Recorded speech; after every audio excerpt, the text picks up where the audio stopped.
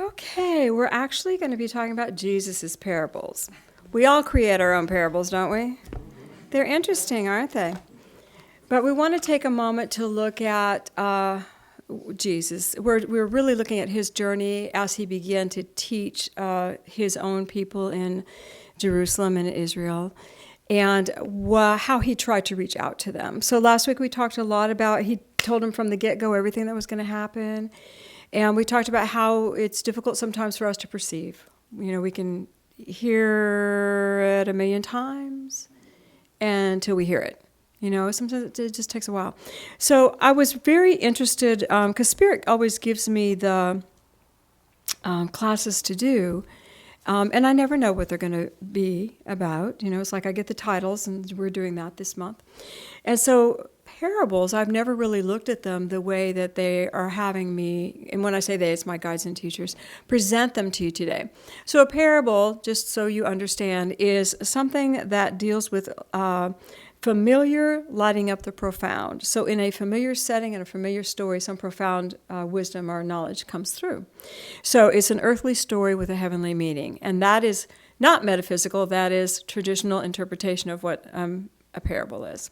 And I love it when we do the metaphysical analysis of the parables. Those are fabulous. That's not what we're doing today. So, too bad. Stay tuned another week. So, when Jesus uses parables, he's using them to show a way of life that doesn't work and a way of life that might work. And he does it in a way that's very gentle. I was quite surprised that most of the parables are done in the very last year of his journey. In the early, younger years, when he's using parables, he uses them against the caste system. He's talking to priests and Brahmins in other faiths and using parables instead of going, you wrong, you so wrong. He didn't do that. He gives a parable like these are things that you might want to think about. You know, God really doesn't do all that you're saying he does, but he does it in a story way that they can take and use how they need. And then when he begins his journey, when he starts in Jerusalem, he's very direct. He's very direct. He talks. People ask questions, he answers. He talks. And then he starts using parables a couple of parables toward the end of his second year, and the third year is full of most of them. Why the third year?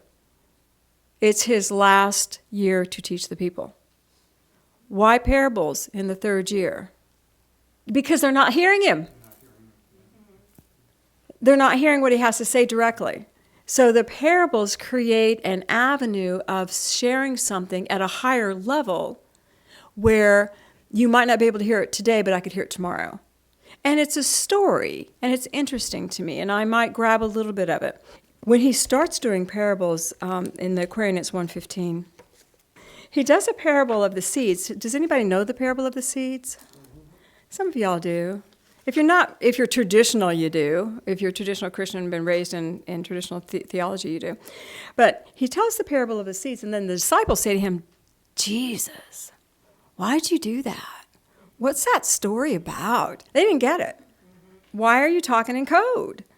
And this is right at the end of the second year. And he says to them, because he ends the parable by saying the famous words, he that hath an ear, let him hear. You guys know those words.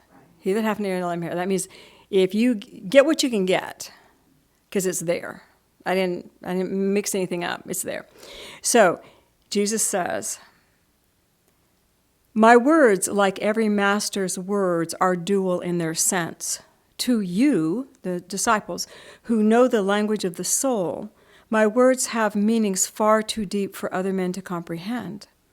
The other sense of what I say is what all the multitude can understand. These words are food for them. The inner thoughts are food for you. Let everyone reach forth and take the food that he is ready to receive. And then he gave them the meaning of the parables, and I'll go over it real quickly with you. The parables, he's talking to a group of people, and remember, this is dealing with the familiar. And he said, there were seeds. A sower took his seed and went to the field, and with a lavish hand he scattered it. And some seed fell on the hardened path that men made, and they were crushed beneath the feet of men. Now, he's talking to a group of people who would have gone, yeah, man, seeds can't grow on a path. They're farmers. They know exactly what he's talking about. They're already in agreement with him. Yeah, seeds don't grow on a path when people are walking on it. I'm with you. Next. You hear it? He's opening their minds. The second, some seeds fell on rocky soil where there was rocky ground where there was little soil, and they grew, and soon the blades appeared and promised much. But there was no depth. They could not anchor down in their roots, and they withered and died. The farmers would have gone, yeah, that's true. I'm with you. Do you hear me? The third one, some seeds fell where thistles grew and found no earth in which to grow, and they seemed lost.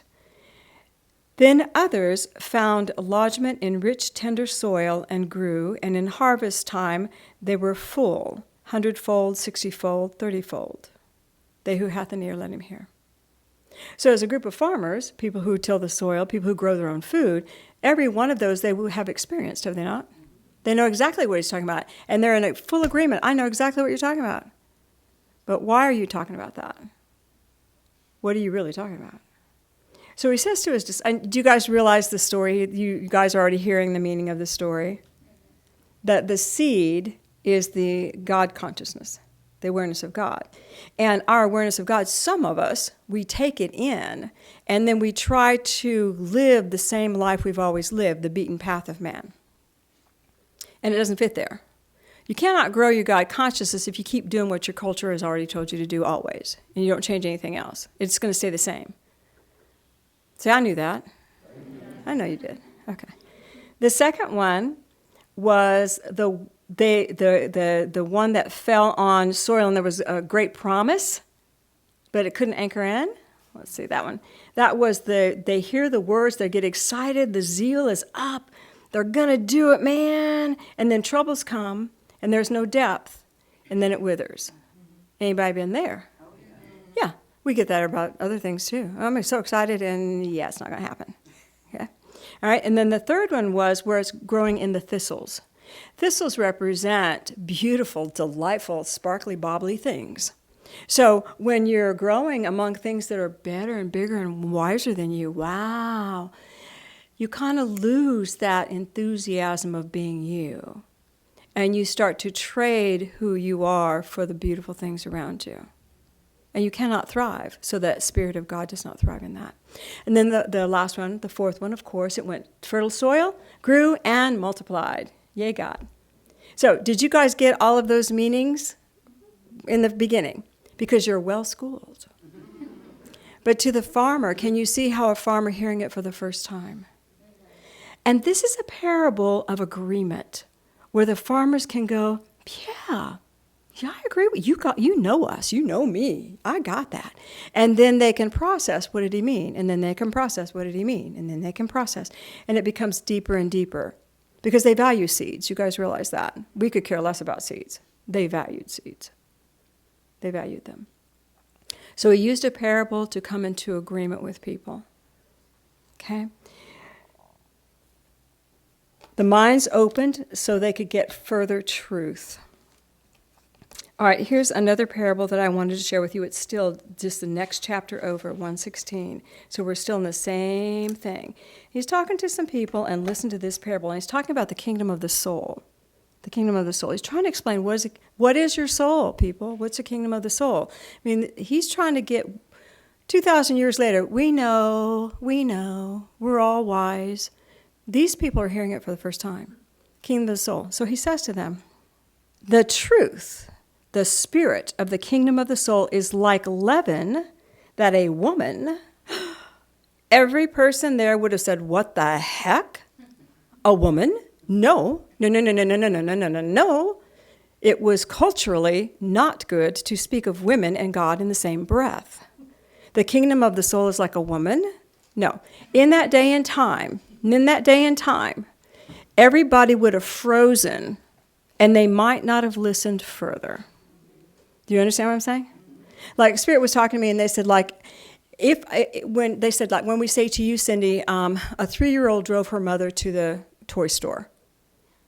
My brain goes to the car. A 3-year-old drove her car. No. What are you talking about? Will I listen to anything that comes after that? No, because I'm stuck on a 3-year-old drove her mother to the toy store. But If we take the different definition of drove and said the 3-year-old was relentless in her agony of beating the mother down, she drove her to take her to the store, that makes sense, doesn't it? Yeah.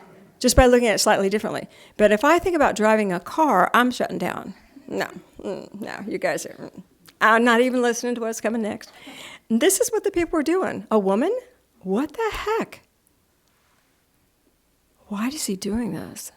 Then he said, a woman hid leaven, which men don't bake bread. That's women's work. There was definite delineation in that day and time. Men do not make bread. A woman hid leaven in 3 measures of flour, which was 50 pounds. And then all the men listening would have laughed. Oh, you don't make 50 pounds of bread. That's just so funny. Okay, I hit you with the woman. Now I'm going to give you some humor. Now they're listening again. Do you hear? The female, 50 pounds of flour, put leaven in, and over time, the leaven leavened the entire thing. Okay, I can hear what you just said. They can take a deep breath because there was humor, there was over-exaggeration in it. What's the meaning? I don't know, I laughed. It was a good joke. Okay, what's the meaning?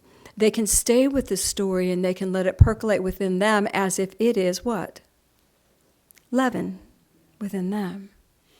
We hear it, and we know, of course, women and men work side by side today. We hear it, and we're not offended. We hear it, and we go, yeah, I like the fact that all I have to do is take some leaven in, and I don't have to do anything else, and God's going to grow inside me. That's good. I like that. You see? That's how we hear it.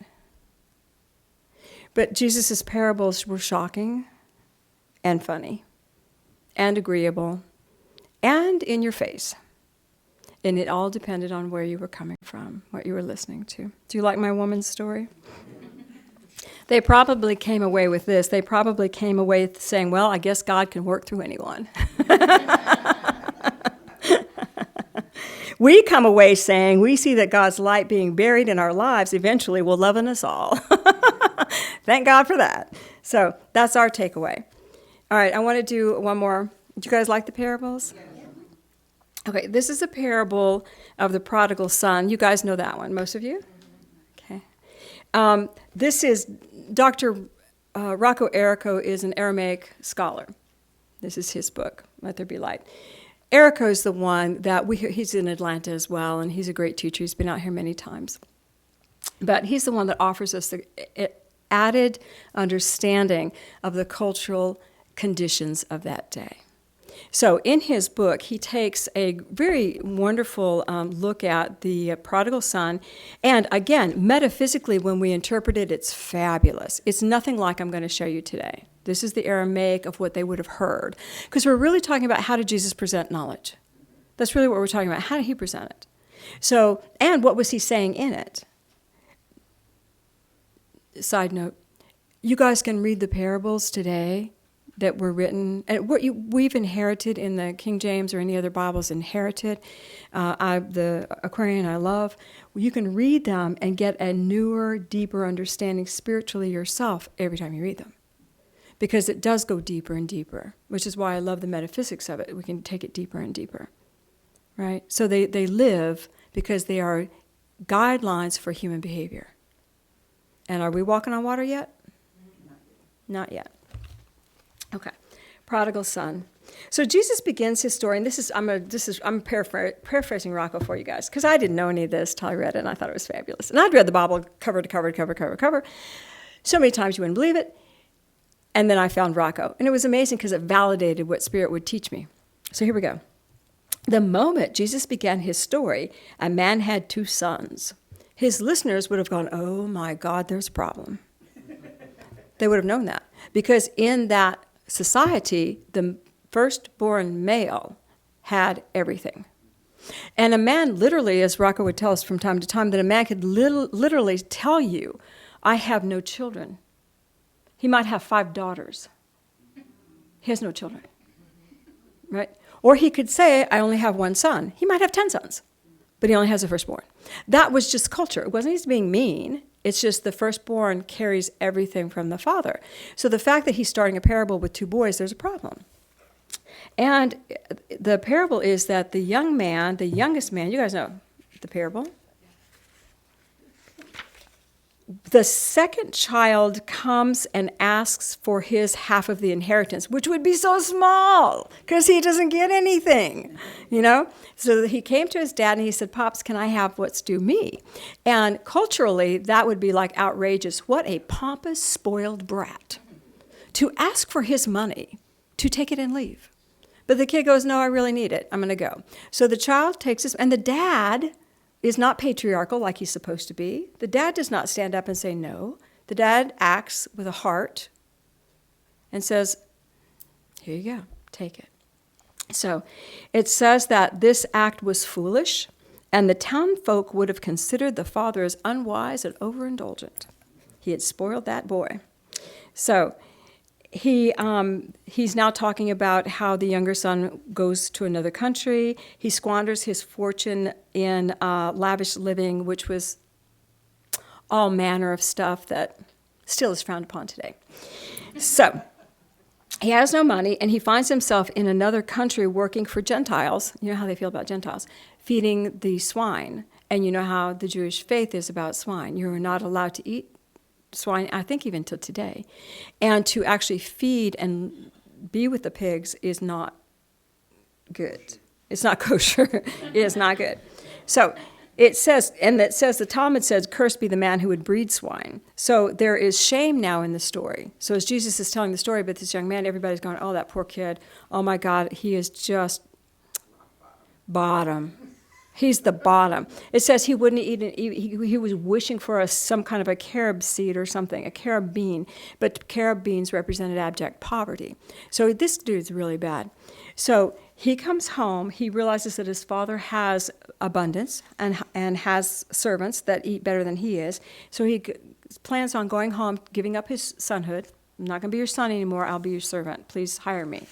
So he does that, but his father sees him from a distance. And his father runs out to greet him and has compassion on him and hugs him and kisses him. And the son says, please, I've erred against you and God. Let me just serve your household. And the father says to him, or says to the servant, another servant, bring out the best robe, clothe him, put a ring on his hand, supply him with shoes, and bring out the fatted ox, slay it, and we're going to throw a party. My son was dead and is alive. So they prepared a grand party. So this is the father not acting patriarchal. This is the father acting with a heart. This would have shocked Jesus' audience. Like, makes no sense to me. None at all. But then when we come to the next part of the story, they go, yeah, I got that. The elder brother comes home, and he goes, what is all this racket? And the servant said, your brother's home, and your father's throwing a party. And the elder brother says, what the holy moly is going on? I have served this man for years. I slaved for him, and he never threw me a party. And the whole audience would have gone, that's right, that's right, that's right. You know, all in agreement, all in agreement. And the son refused to go into the party, which means by that act he shamed his mother and his father. He stood his ground and said, I'm not having anything to do with you people. Do you see the tension of the family? A lot of family tension. All the audience would have gone, haven't been there, but that's bad. That's bad. That's bad. How do you pull out of that? You don't pull out of that. How? That's bad. That's bad. So Jesus continues, and Jesus said, the father said to him, I never asked you to slave for me. You are my son. All that I have is already yours. Your brother left, and your brother is now back. Let us celebrate that which was dead is now alive. The father was saying, I want both of you. You never had to fight. You never had to slave for me. It's yours already. All I have is already yours. This one who is lost is now found. And in that moment, as the story ends and the father is pulling everything together, Jesus is trying to convey the love of God for all men. That's what his intention is. But don't you think embedded in that Jewish culture, you would have heard it like, whoa, that dad's lost it. And he even calls this parable, Dr. Errico calls it the papa acting like a mama. Because he failed as a Eastern father, but he was successful as a forgiving, nourishing Eastern mother. The father was. So the idea of this parable would have taken that culture's consciousness and turned it upside down. We can act like that. A man can act like that. God acts like that. God celebrates the one that's lost and comes home. I have everything already. I don't have to fight. I don't have to slave. I don't have to serve. Wow. What a beautiful parable of freedom. You guys hearing it? Can you imagine what he probably would have had a very mixed reaction. There would have been people in the audience that went, oh my God, this guy. And there would have been other people in the audience that went, oh my God, this guy. You know, what's going on here?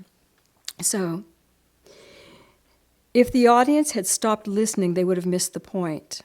The entire story is about love over matter, life over position, and forgiveness, leading to healing and oneness. You guys getting it? All right. There are so many parables that we need to go over, and I'll paraphrase one very quickly for you because it's one of my favorites. Do you guys know the Good Samaritan? So Jesus is talking about this man who gets hurt, and no one will help him. The Jewish priest goes by and won't help him, and the lawyer goes by and won't help him, and everybody's like on the edge of their seat. They know why the priest won't touch him, because priests can't touch blood and dead people. The guy might have been dead.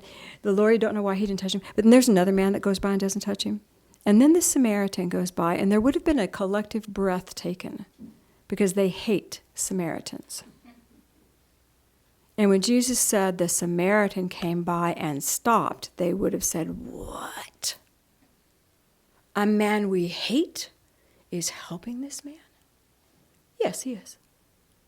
The Good Samaritan. All are good. Everybody's good.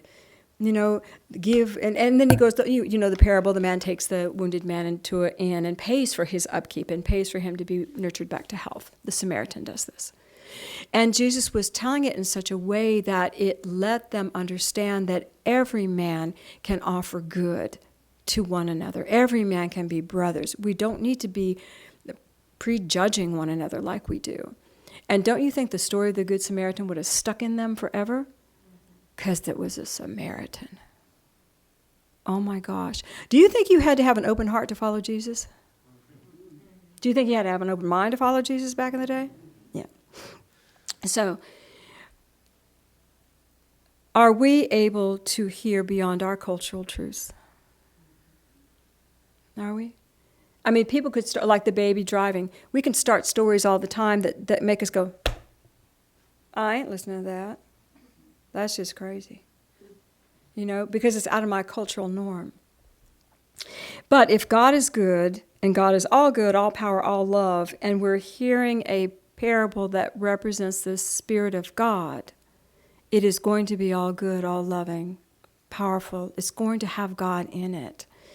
I wonder how many of us in our meditations and prayers are spoken to in parables by Spirit, because we cannot yet hear the absolute truth.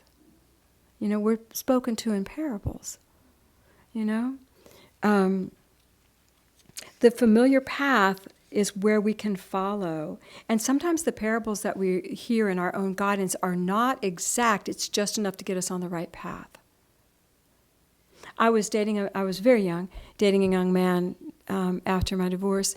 And I was saying, God, should I continue? What's going to happen? And I saw a wedding ring. And I went, oh, we're going to get married. It's going to be awesome. So I went on that. I interpreted my guidance. And we dated for a while, a year.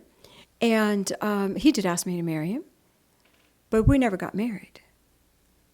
And I said, God, why the ring? After that, after the fact, everything shuffled out because we couldn't have married because he wasn't a good match. I mean, he was a good guy, but, you know. And it was like I had to show you that to get you where you needed to be. You had to get on that path because you had to walk for a year with him. And then I needed you to not. You hear? So that was like a one-line little thing, a symbolic little parable. but it kept me in my cultural norm. It kept me where I needed to be in order to do what I needed to do. Because if I had heard, coming out of a marriage, if I had heard, he's going to hang around for a year and then you're going to leave and it'll all be over, I might have gone, I ain't doing that. Nope, not going to happen.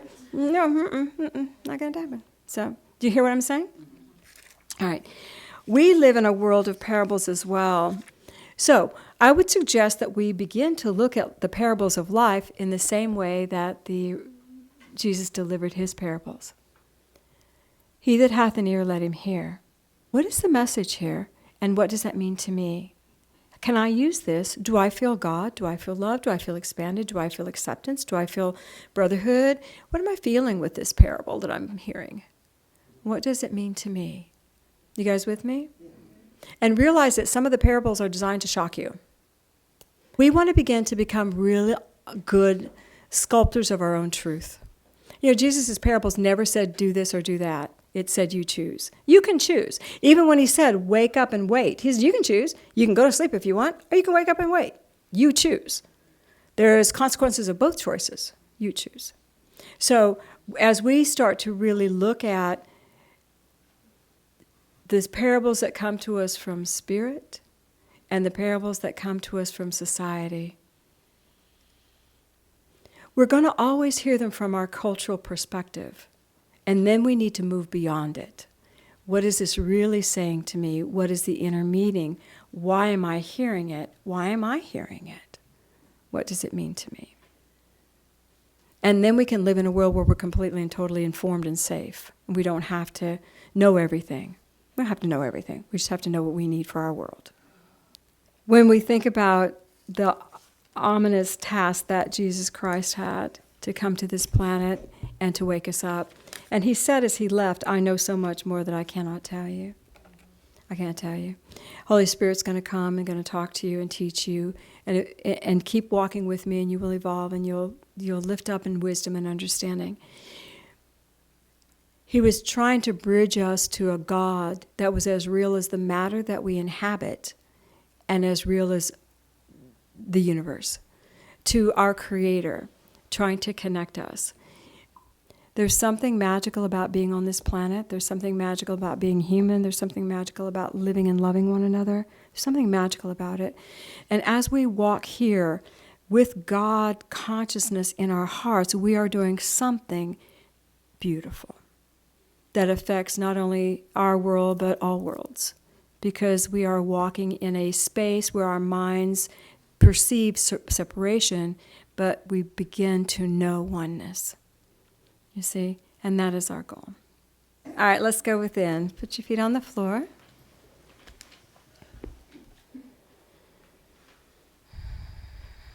And just breathe and feel that beautiful love of God surrounding you. And Father, we ask that a calm of light come over each one that hears my words.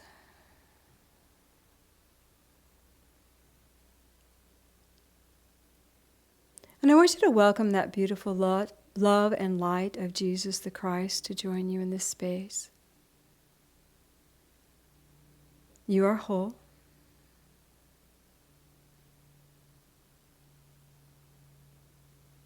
Feel as he touches you, there is a sense of knowing, a sense of wonder beyond what you can comprehend.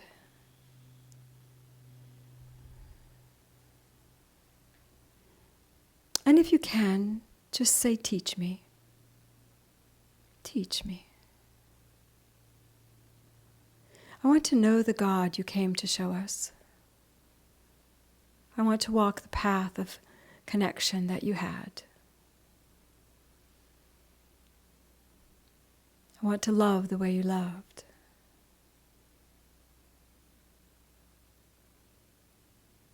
And I'm willing to expand. I'm willing to be taught in gentle, loving ways. I am willing to be taught. And feel that beautiful love of the Christ just swelling up within you and your oneness with Jesus. And I want you to let that light move into your world. Just imagine it can go into the details of your work and your home and all the stuff you have. I am spirit. all I have is spirit. And I am loved. Teach me. Father, Mother God, I ask you bless each one here today. I ask that the path before them become clear, easy, effortless, and that they feel your love. And we are so grateful for this step. He that hath an ear, let him hear. Let us hear you, God. And I thank you. Take a breath. Let your awareness come back to your chair. And just know that you are safe in the loving heart of God. And so it is.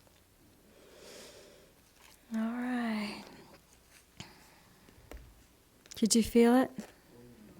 Good. This service today will hit you on so many levels that as you're walking the next week or two, you'll go, oh, look at that. Look at this. So your whole consciousness will start to waken up to the higher realms of you, who you are in God love, who you are as healing the prodigal son firstborn, healing the prodigal son that went and partied, healing anything within you that keeps you from feeling you are one with God. Parables are good. Say yay, God. Yay, God.